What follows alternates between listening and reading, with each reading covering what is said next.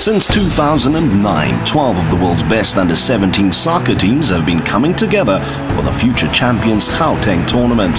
The competition started in South Africa in the run-up to Africa's first World Cup. In its inaugural year, Argentina's Boca Juniors were crowned the first winners of the future champions Gauteng tournament. In the year of the World Cup, China's Shandong Luneng surprised their competitors from 4 other continents as they lifted the trophy for Asia's first win in this competition. In 2011, South America's promise turned into dominance. Brazil's Atlético Mineiro would be crowned the world's young princes of under-17 football. In 2012, the defending champions were back for the buzz, the excitement, and of course the week-long test of skill and determination. They came from Europe, the rest of Africa, Asia, and South and North America. This is a privilege for us. We're very excited to be here. I think it will be outstanding for our club. When we heard about this competition, the whole team was excited, because we wanted to be in South Africa where great things has happened, In 4 years of competition, some of the teams returning to the tournament have grown in skill and stature. We think that's a great tournament and we will do our best. Last year we were here and our boys played in this tournament. I just want to give a bit of a feedback to say the team that participated here during the Kosovo games, it surprises everybody at home. So it's a tournament that when we are invited, we are extremely delighted, definitely extremely delighted. The rest of the world took up 8 of the spaces available. 3 teams from the rest of Africa were joined by Asian debutants Aspire Academy from Qatar, American first-timers New England Revolution, while Uruguay's Nacional were also making their first showing.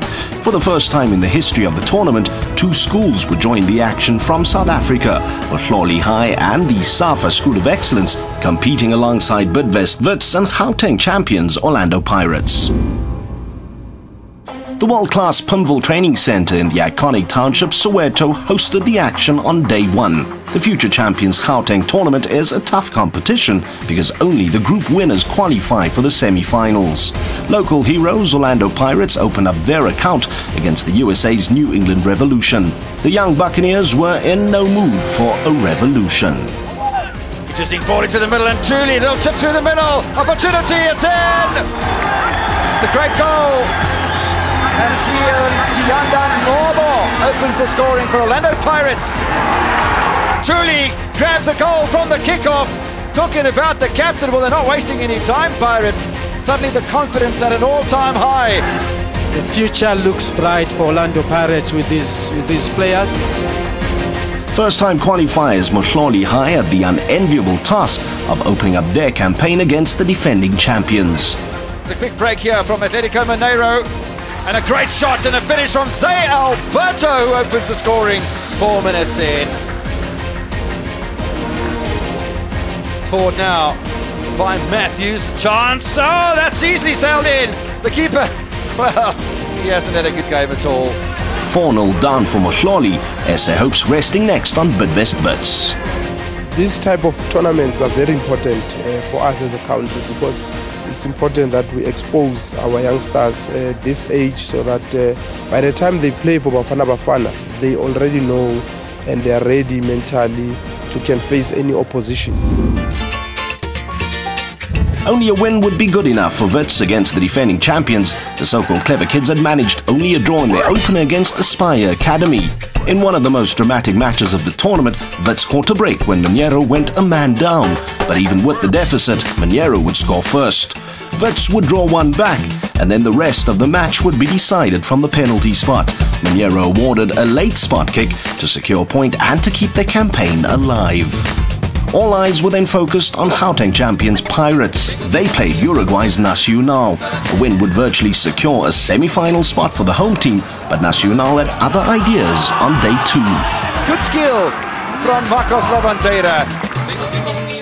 Tembu, Ngadi, and Julie now.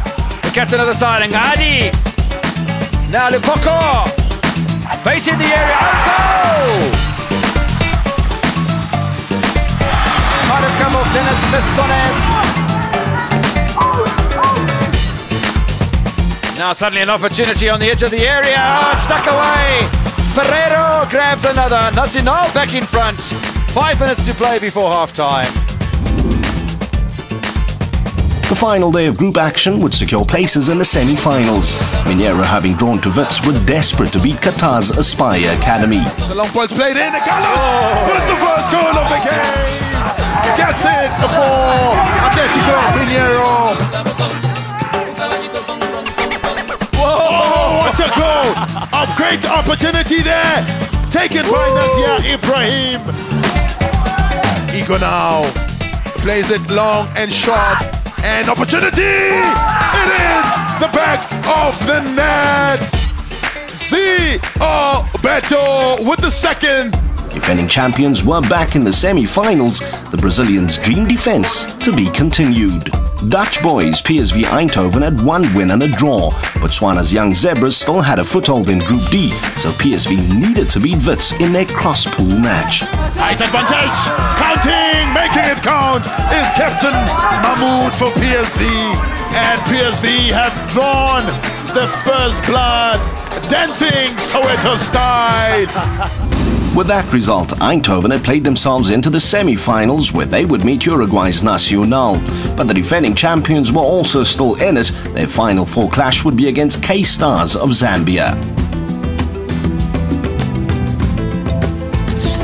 With the group stage done and dusted, the young Warriors had a chance to do some playing off the field. First up, a visit to F&B Stadium, where the final of the 2010 World Cup was played. The visit to Soweto also gave the boys a chance to visit the world-famous Vilakazi Street, the home of two Nobel Peace Prize winners in the form of Nelson Mandela and Desmond Tutu. Having been inspired by the work of the two men, the boys would need to show some bravery themselves at a lion park. Their encounter with one of the Big Five whetting the appetite ahead of the gala dinner, where the boys got a chance to meet and greet without the rigors of competition. A perfect day in Africa, ending with a performance by South African musical export, Umoja. The future champions Gauteng tournament has four distinct pillars: the international tournament itself, the search for fantastic new talent, a qualifying tournament, and this gathering. The competition provides a platform for skills transfer to aspiring but inexperienced coaches. For 4 years in a row, the men and women growing the soccer's skills base had their own skills sharpened. Part of it as well, because it runs alongside the international tournament, is that we can have access to some of the Dutch coaches, the South American coaches and so on, and bring them in, and they will talk to the coaches or do sessions for them outside, which will again will give the local coaches some ideas for what they might do with their own players, and some of the experiences that the foreign coaches have, again, it gives them some guidance to see how they go in the future. The coaching clinic also provides a superb opportunity for one coach to hone his or her skills in Brazil. This year, the honor fell to Safa Tshwane tactician Kinelwe Matibela. I'm going to go there, gain experience as much as I can on and off the field, so it can help me be a better person, a better coach and a better player. Then I come back and bring it home and, go to the grassroots and develop and implement what I learned. And hopefully tomorrow we can have better players, can have better results from our national teams as well. Zambia's K-Stars would need every ounce of skill from their legendary mentor Kalusha Bwalya to beat the defending champions Mineiro in the semi-finals. Try as they may, it was not meant to be. Lungu does well against the marauding Carlos, and now they've made a mistake in front of goal and pay the price for it. This time Alberto does convert the opportunity. They got themselves into a terrible muddle, did the K-Stars, between defenders and goalkeeper, and the empty goal beckoned for Alberto. Anderson to the near post. It's classical football from Atletico Mineiro, and they lead by 2-0 with 5 minutes to play in Pemville. The other semi-finals saw PSV Eindhoven against a bustling Nacional from Uruguay. The match was competitive, the finish dramatic. Now Maldonado, it's a good ball. This is Pereiro, and still space in front of goal. Oh, it's gone in! Taylor grabs the goal for Nacional.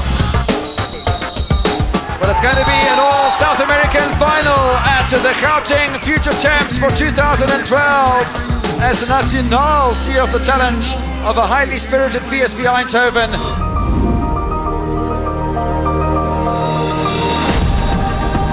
On the day of the final, another competition came to a head.